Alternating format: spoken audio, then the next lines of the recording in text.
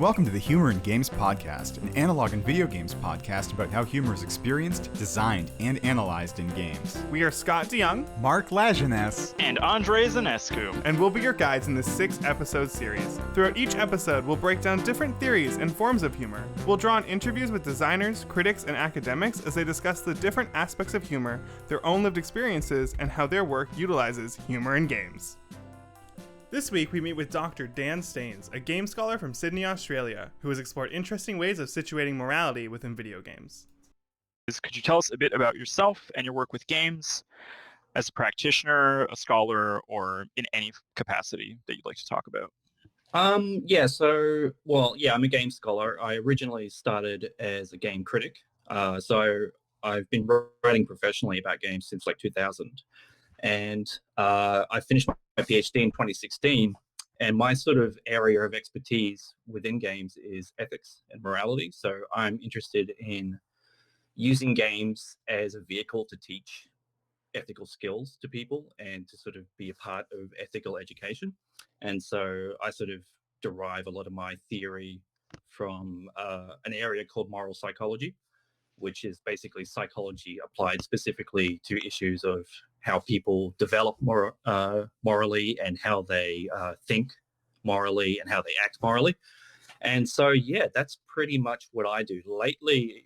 So after I did the postdoc with you guys at Concordia in, 2017 and 2018, I came back here, and since then I've been teaching game design. And so that's basically what I do now. I construct and teach courses about various aspects for game design for private universities here. Awesome. That's a very succinct answer. I can't believe it's been that long since you were at Concordia. Right. Yesterday. This year has just, even though this year has been terrible, it's gone like that. It's gone by so quickly. It's weird. Yeah. So more topical as like an entry point for our discussion today about humor in games is, what is a game that you find to be humorous? When I think about humor in games, I tend to think about sort of humor that's generated playing games rather than actually just games that are meant to be quote unquote funny. Because honestly, I think most games that are intended to be funny aren't. Like I've never really enjoyed, say, the LucasArts brand of humor. That never really tickled me. So I find those games just completely dull. And I mean, there are games that are funny, like Portal, for example, is the prototypical example of a funny game. And but for me, humor is about, in video games, is about just playing a game and then just through sheer happenstance or maybe design, something funny happens in the game. So it's like a generated humor, kind of like a generated narrative when you're playing games. Yeah.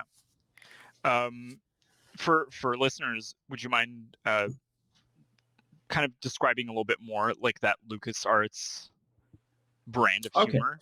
Yeah, so I mean, back in I think it was probably started in the late 80s through to say the mid 90s or the mid to late 90s. LucasArts, which was a developer owned by Lucasfilm, who makes the Star Wars movies and such, sort of became famous for developing this brand of adventure games, these point-and-click adventure games where they were sort of very sort of self-referential, very sort of ironic, very kind of pop culture-driven humor, where basically what would happen is they would set up a puzzle, and the solution to the puzzle would also be sort of the punchline to the joke that is the puzzle. So you would do something humorous to solve the puzzle, and that would be the punchline to the setup. And so, yeah, that was basically a really popular sort of genre for a little bit. And it's kind of referenced as like the sort of prototypical example of video game humor. But if you don't find sort of referential comedy funny, and you don't find that very kind of traditional setup punchline kind of humor funny, which I don't, you won't get a lot out of those games. And the big problem with those games, and it's kind of a problem that relates generally to humor in game design, is that the thing that makes the jokes quote unquote funny, the things that makes these sort of solutions to these puzzles funny, is also the thing that makes them sort of difficult to think of when you're actually just trying to solve the puzzle. So like you're approaching this puzzle as kind of like a logical problem, but the solution is this wacky zany thing that the designers want you to do because it's funny. And so you don't, or at least I don't, naturally come to that conclusion. So it seems like the comedy and the game design in those games is at odds, and it shouldn't be. Yeah. It sounds a lot like ludonarrative dissonance, except Yeah, it's like a specific kind of ludonarrative dissonance, like I don't know, comedic narrative dissonance, you might say, or comedic dissonance. yeah. So I suppose if that's a situation where humor is sort of at odds with the mechanical aspect of the game, Mm. my question would be, what does humor mean for you inside of a game? Like, what would its function be, I guess, or how would you want it to work? Um, I think it depends on the kind of game, because I think what makes games kind of unique so far as humor goes is that humor really isn't a genre of game like it is, say, a genre of novel or a genre of movie. Humor is kind of added on top of other genres in a lot of cases. So, you'll have a funny first-person shooter or a funny adventure game, for example. So, yeah, I think it really depends on what you're trying to do with the game. There are games that are sort of meant to be humorous primarily. So, for example, Jazzpunk is an example of a game that's basically just supposed to be funny, and that's it.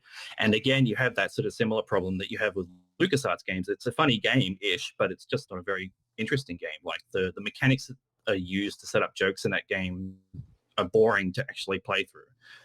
So that's a problem. But again, what I would say that humor is in games, for me at least, is generative. It's something that the player does themselves, that the player performs, and that basically gives them a greater sense of control and agency over the world, like a lot of things that game design is meant to do, right? Like, primarily as game designers, what we're interested in doing is making players feel responsible for what happens in the world in some way. And I think humor can be a vehicle to that as well. Yeah. That sounds great. And I guess, so I've seen you designing a bunch of prototypes for analog games when you were here at Concordia, and there was a game project which I don't know if we can talk about on the podcast. I don't see why not, but sure. The paparazzi game. Yeah. Which maybe we can cut out if we're not allowed to talk about it. But I'm curious, like, how do you go about integrating that kind of humor in your game projects, if that's even a consideration? I didn't for that. I used humor in paparazzi basically the same way that humor is used in film and most games, when you think about it, as kind of as a kind of palate cleanser. So, when you have particularly unpleasant or dark material, that gets fatiguing pretty quickly. And so you need something to basically give people a moment to rest and to sort of, have a bit of fun so that they can then go on to continue to do dark and horrible things. So yeah, that was basically the whole point of humor in that game. And that was very sort of traditional kind of adventure game, visual novel humor, where it was just sort of written, set up punchline kind of jokes, or just sort of character-based sitcom-y almost humor. Yeah. Do you feel like it would be adequate to call it sort of a palate? We call it a palate cleanser, but to call it maybe a coping mechanism for? Yeah, I think so. I mean, I think, it definitely helps you get through some of the darker stuff. I mean, this is just, I've been rewatching Breaking Bad because I have literally nothing else to do. And one of the things that really strikes me about that show, particularly early on, is just how funny it is. Like, it's a very, very funny show, and that gives you the fortitude to endure all the horrible, awful shit that Walter White goes on to do. And so, yeah, that's kind of how I thought about it within the context of paparazzi. Yeah, I think that's accurate. I had a lot of issues with the early parts of that show for how rough the content was, but also the absurd shit that happens. constantly. Yeah. Well, like a really good example is like in the sort of second episode where they have to dissolve the body in the bathtub. Mm-hmm. And right before that horrible scene where the roof falls in and all the gore sort of falls down onto the floor, there's this hilarious scene where Jesse is like trying to get the doesn't sound hilarious when I describe it, but it is when Jesse is dragging the body up the stairs and like, you know, he's struggling with it and it falls down the stairs and he's getting frustrated and he's talking to himself. If you didn't have that scene before the horror that comes, you wouldn't like it would just be too much. You would stop watching. Yeah. Incidentally, I think that's what happened to my mom because she watched the show like half engaged, and so I think that the bathtub scene was like too much to bear. Yeah, exactly. It's neither here nor there. So, I mean, when you're playing these games or, you know, trying to critique them like you did when you were in games journalism or in academia, is there like a threshold that you can where something becomes humorous to you, like something that might otherwise just be like a bug, or you're like, okay, now this is funny? Yeah, I think if the stakes aren't too high, then you are permitted to find things funny. So, like for example, if you were playing Bloodborne or Dark Souls, and a kind of funny bug caused you to lose like 30,000 souls or something, I can't see you laughing at that necessarily. But if you're playing, say, multiplayer Super Mario, like on a new Super Mario Wii or whatever it was, where you could play, there's like a side-scrolling one where you could play multiplayer. If you're playing that and, you know, you do a jump and somebody else does a jump and they land on your head and you fall down the pit, you can find that funny because you respawn straight away. Right. Yeah. So there's that kind of investment threshold there where it's like, I'm not losing anything here, really. Yeah. Whereas, yeah, like in Dark Souls, you've lost potentially hours of progress. So you're not going to find that particularly humorous. Yeah. Maybe like in a sort of bleakly funny way, like what else can you do but laugh kind of way. But yeah. I mean, so maybe jumping ahead, but we were going to ask you a question about sort of spectatorship and how that influences humor. But Dark Souls is a very interesting example because I'm pretty sure we may have been both in the same room when that has happened, and I did not find it funny, but other people around me most definitely found it very funny. And so I suppose that's a lead into sort of thinking, how do you think that like secondhand spectatorship or like watching people play games sort of generates new kinds of humor? I don't know if it generates new kinds of humor as just using games to sort of perform what are basically very traditional kinds of humor, essentially. So, you know, for example, you'll see a lot of YouTubers, and there's this kind of subgenre of YouTube videos where basically you'll take a very serious game and then just play it in the most absurd, ridiculous way possible, you know, to generate laughs. And that whole thing is just a farce. It's a performance of a farce, basically. It's just using the game and the mechanics as the kind of stage and story for that farce. And so, I mean, humor is fundamentally like a social phenomenon, right? Like there's a lot of research that basically says that we find things funny when other people find them funny as well. That's why sitcoms, for example, have laugh tracks, because when we hear other people laugh, we find things funnier. It works. You wouldn't think it does, but it totally does work. And so I think you're finding that with like Twitch streamers who do funny stuff and YouTubers who do funny stuff, is that basically, yeah, we're finding that this stuff is funnier when there's other people to watch it. Like if you've ever done that sort of stuff yourself, where if you've like sort of sat down and go, I'm just going to play this game in the most ridiculous way possible for my own amusement, it is pretty fun. But it is way, way, way more fun if there are other people in the room with you or on the internet with you that you can sort of quip with and laugh with. No, it's fine. All right. So this is kind of where this leads me to here is many years ago now, you and I forget who else was in the room were watching me play. Scott was there watching me play Red Dead Redemption. I remember this. In what was a like morally good run as best as the narrative allows you to be. I was only going to do good things, and at the behest of the audience, including Mr. Dan Staines and Scott Young, I was encouraged, prodded gently into tying that man up, putting him on the train track, and then blowing him up with dynamite before the train could crush him. For the amusement of the crowd, which completely changed my run, completely changed what I was then going to get out of the game, and like every time I went back to it, it changed. So the main question here is what do you think the interplay is between like the audience, the humor coded into the possibilities of the game, maybe, and like the ethical experience? Like, what do you think is happening there? Like, if we can break down that instance. Oof, that's a complex question. Well, look, I think primarily what you're seeing there, at least so far as I can see, is that, you know, humor serves a variety of social functions, right?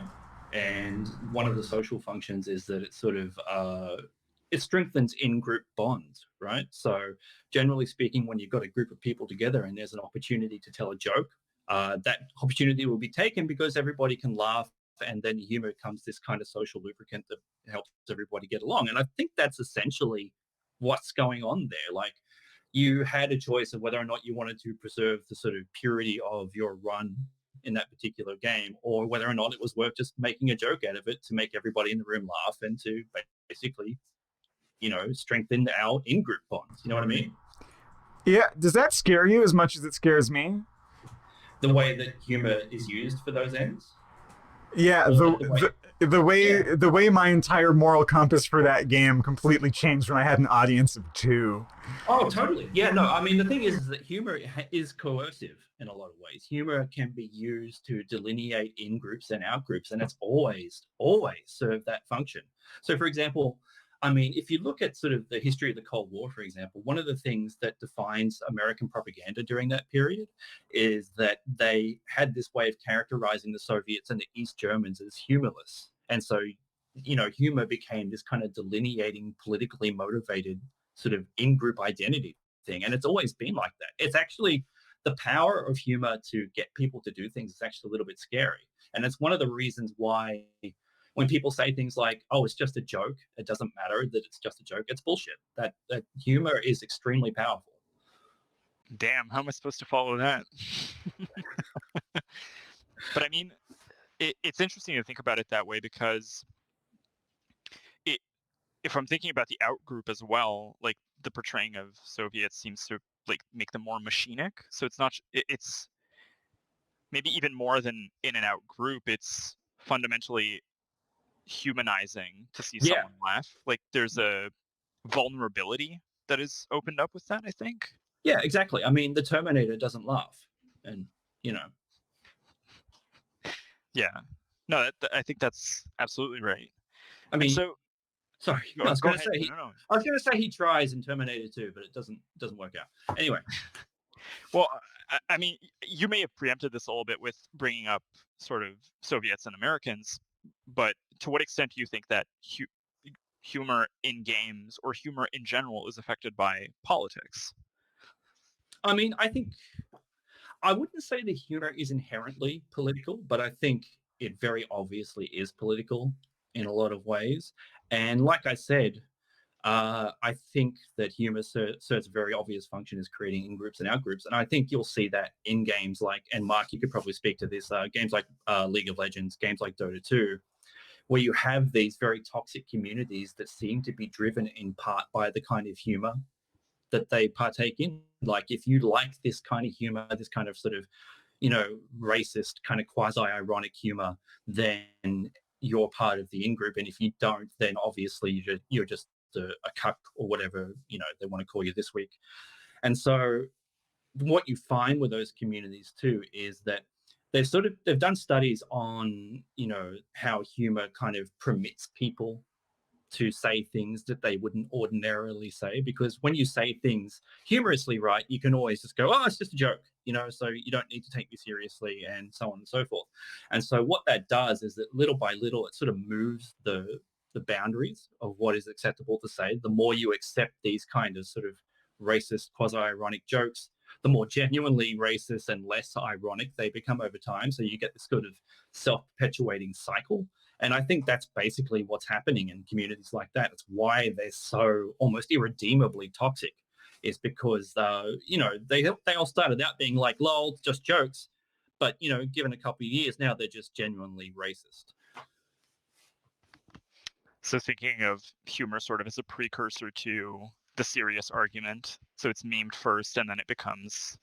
Yeah, because it's like plausible deniability in humor. You can say the most heinous racist shit, and then if people react really badly to it, then you can just go, oh, no, I was just joking. But when people don't react badly to it, then you can be like, well, maybe I wasn't joking so much. You know what I mean? Yeah. So just to go back, you also mentioned that you don't think that humor is inherently political. So given that, we've been talking about like these sort of political applications or politicizing it, what do you think that apolitical or like unaffected by politics humor would look like? Oh, it's like slapstick humor, for example. You could make an argument that there are certainly elements of class in traditional slapstick humor, but I'm talking about like the humor that I described before in Super Mario, for example, when someone bops my head and I fall down a pit. That's just funny. That's just funny, and there's no political or social implication to that, I don't think. Unless you could read it really hard and maybe say that it's sort of, I don't know, like making violence acceptable or something, but I think that would be a stretch. Yeah, it definitely seems like it. And I think we did have a few respondents talk about sort of just slapstick or body humor that is like not necessarily aggressive. It's just kind of, we all go through it, and therefore it's inherently funny because of that embodiment. Yeah, exactly. Yeah. So, now that we've been talking about humor in games and its application for a little bit, I'd like to go back to, well, what you're doing now, right? So you're teaching game design, if I'm understanding that's this right. correctly. Yeah. Yep. So how does this happen? Like, how does this work in your classroom? Do students seem drawn to certain types of humor? Do you teach them how to talk about it or how to express it in their games, or is it like not really a part of the It class isn't that you really. have? To be honest, I can't recall ever talking about humor within the context of game design in the classroom. I think it may get brought up in the context of sort of onboarding. So, for example, when you're designing tutorials, humor can be a really effective way of getting people to remember stuff, key information, if you make the jokes. But that's really about the extent of it. It's like I said before, there aren't really humor games. They don't really exist. And so there's no real design patterns for them. There is an emerging discipline within the scholarship. So there are people working in scholarship that are trying to sort of think about humor as its own genre within games, and sort of thinking about, design patterns that you can use to design humorous games. But just at a practical level, at a first year, second year university student level, is just not something that is really relevant, to be honest with you. Yeah. So that emerging body of, is it more theoretical in nature, or is it like what we would call like research creation, or how does it develop? As far as I can remember, who was the actual author? It's Dorman and Biddle, and they're actually working out of University of Toronto, I think, or something like that. They're Canadian in any case.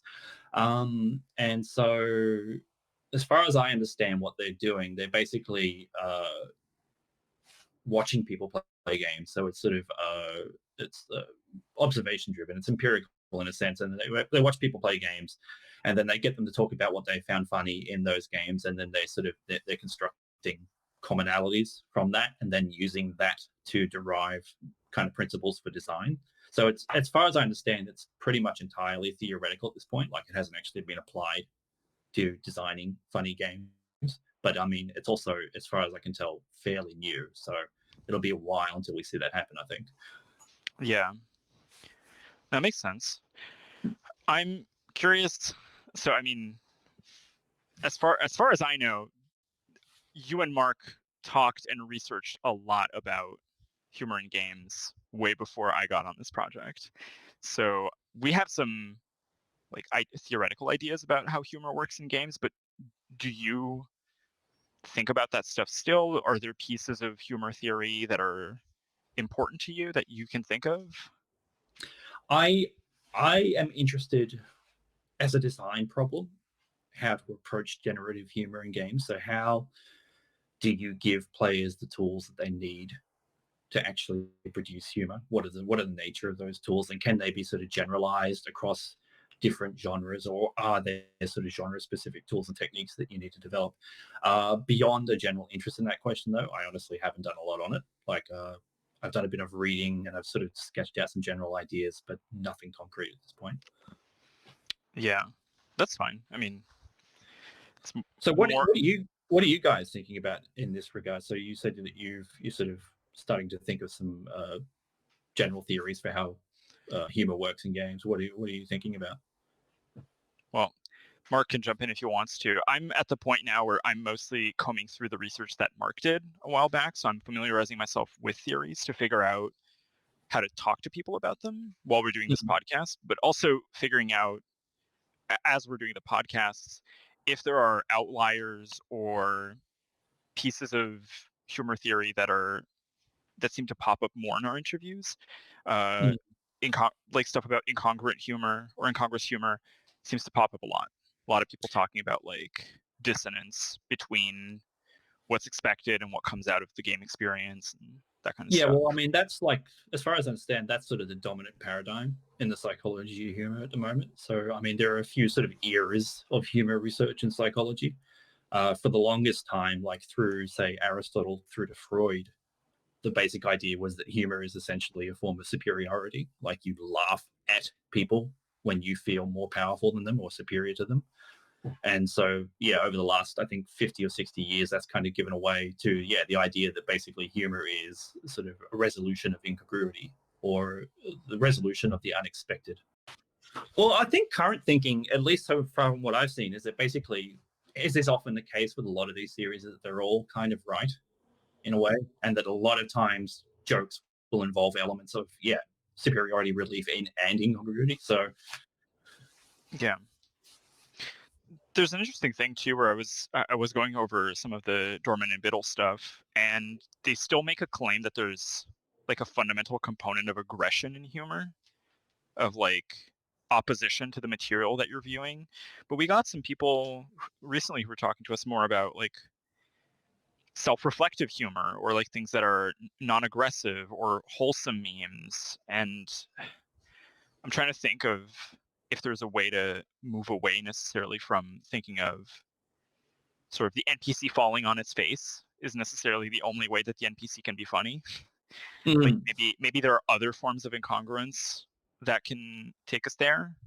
Um, I mean, there's also like even when we're talking about NPCs and AI and sort of figuring out where that line is, I I'm still thinking of like people who made fun of like Eliza text generators or like the Wolfram Alpha text generators and the mm. chatbots, and those are completely disembodied AI, but people meme them anyways.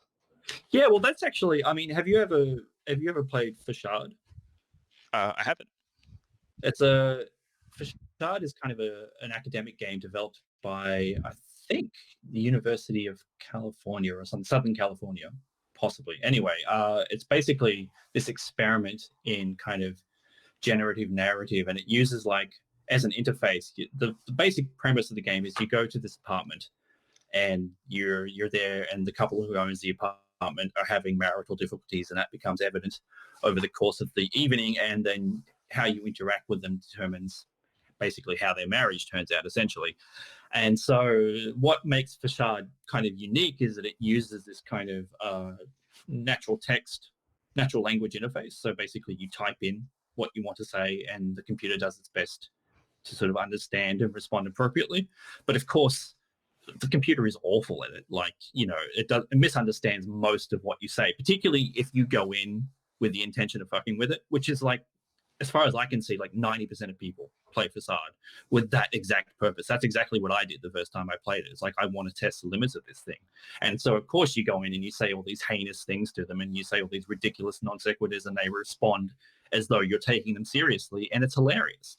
And so there are heaps of YouTube videos of people doing this. And I think that sort of speaks to the same thing that you're talking about with the chatbots. It's essentially an upgraded version of that. And I think it points to, again, what makes games unique and interesting in terms of humor is that players are going in and subverting games for humor. They're using games as a kind of tool in their performance. Would you call that as would you think of that as a engineered form of incongruence? Like knowing that there is an intended use for the game engine and then completely saying, I'm going to do it the opposite way because that's funny. Engineered by who? The player? Yeah.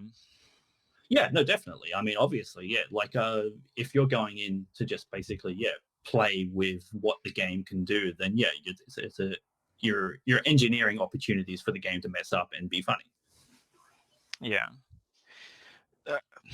It's interesting because I think we've been talking to a lot of people who make games or who are artists or who are academics, but I don't think many of them have talked about their experiences playing a game in that kind of way, which is 100% not like, or they haven't talked about anything like Mark was talking about with the train tracks, right? Where it's like, okay, we're going to do this thing now because it's going to be hilarious, because it's so outlandish in terms of what the game expects you to do.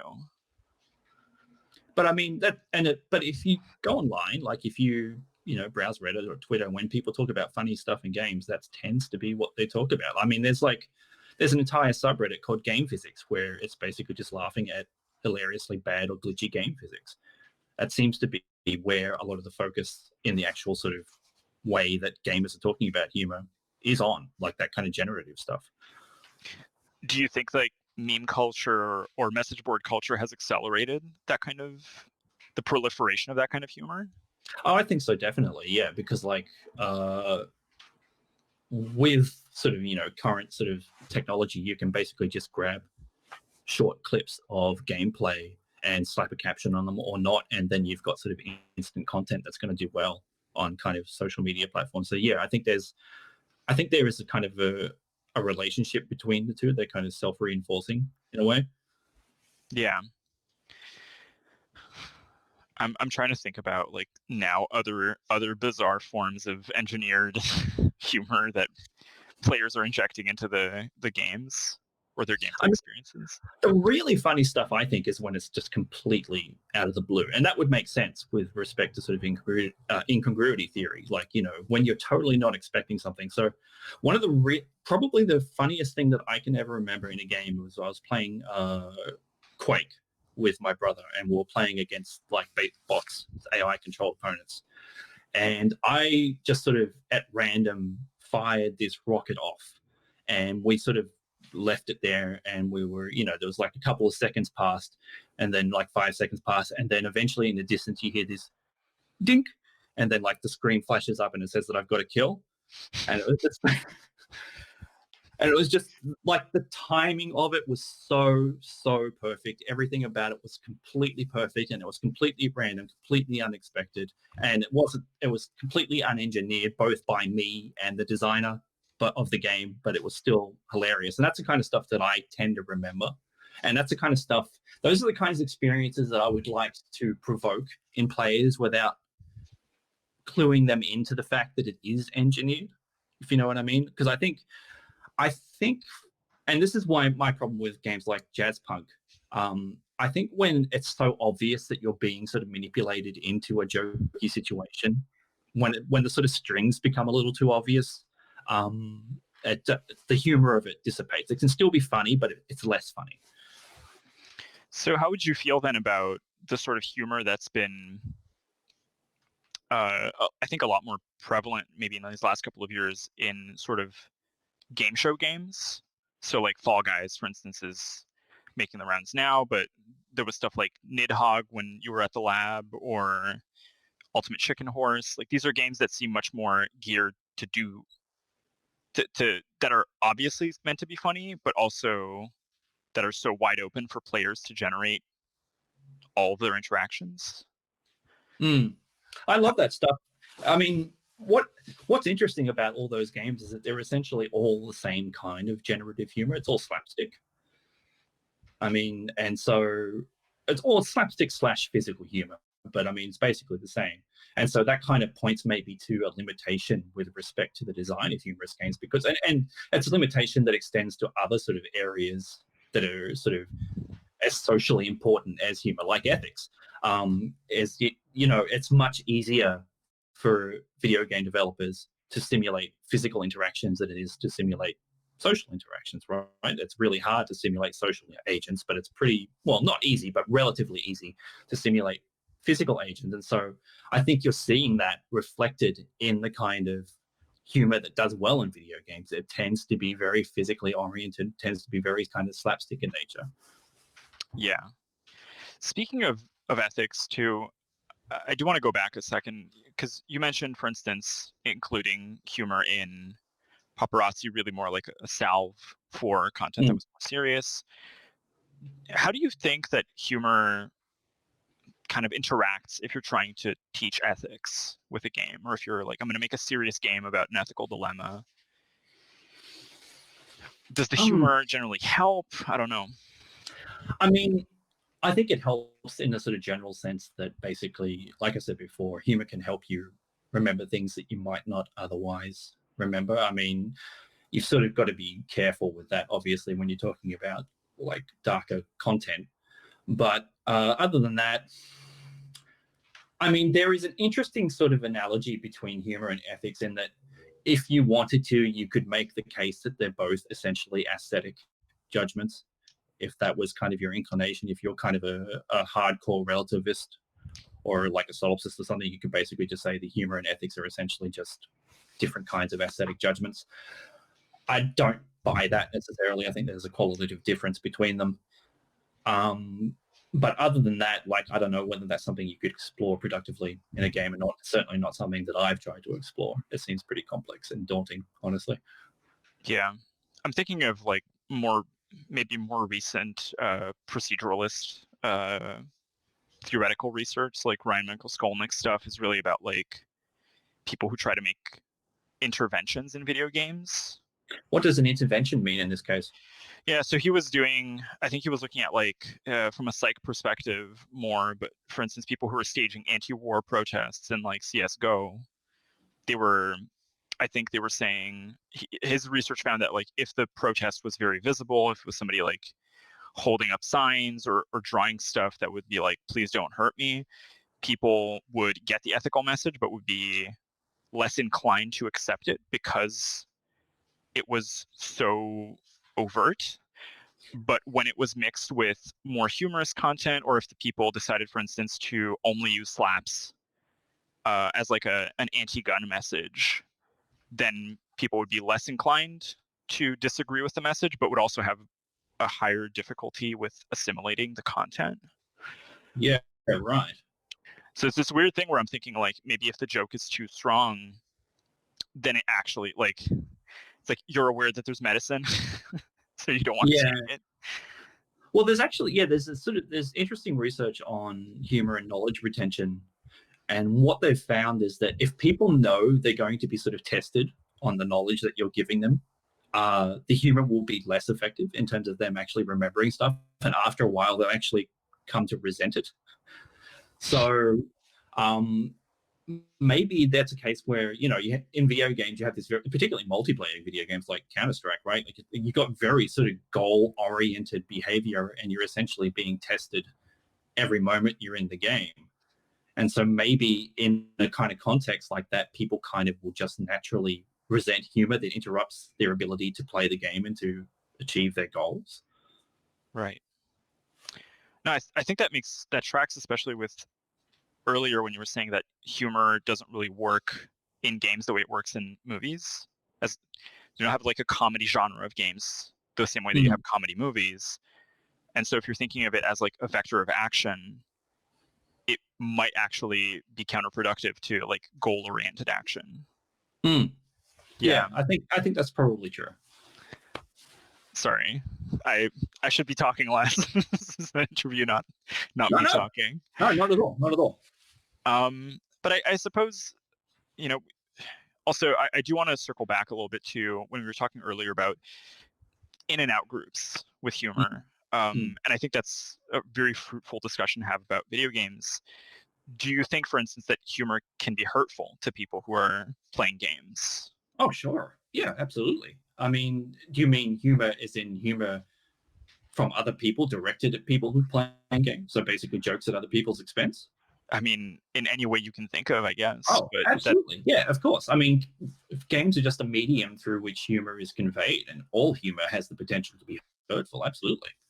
Yeah. I mean, I think people who say that, oh, it's just a joke, you can't take a joke, who've never really had a really nasty joke directed at them. Yeah, absolutely. Humor can hurt. Yeah. Do you think that like that's just built into that it's just a joke or it's just a game mentality? That's an interesting idea, actually. Yeah, that's a very interesting idea. I hadn't considered the sort of linkages between those two. That basically being in a game not only sort of almost gives you extra permission to be cavalier with your joking and to basically say, oh, look, it's not even real life. I'm not, A, it's just a joke, and B, it's not even real life. Yeah, I hadn't actually thought about that. It'd be interesting to sort of do kind of like a study of people who make those kinds of jokes in games like Dota and LoL, and to basically ask them, whether or not they justify it, not only by the fact that it's a joke, but also by the fact that they're just playing a game. Yeah. No, it's interesting, and I think like for a lot of games where people are interacting socially and they are delineating those like in and out groups, that excuse pops up. Like I feel like I probably did some absolutely terrible things to other people when we were playing World of Warcraft and I was a teenager who was trying to be edgy because it was just a game. But if I would have done it in real life, it would not have been like a good idea. Yeah, and I mean, in some ways, you could perhaps make the argument that games are useful in that respect, that it's kind of almost like a quote-unquote safe environment for you to practice what would otherwise be socially undesirable behavior and to sort of purge you of them in a sense, or, basically just give you a way to sort of let out those impulses. But I think that would be true in a single-player context.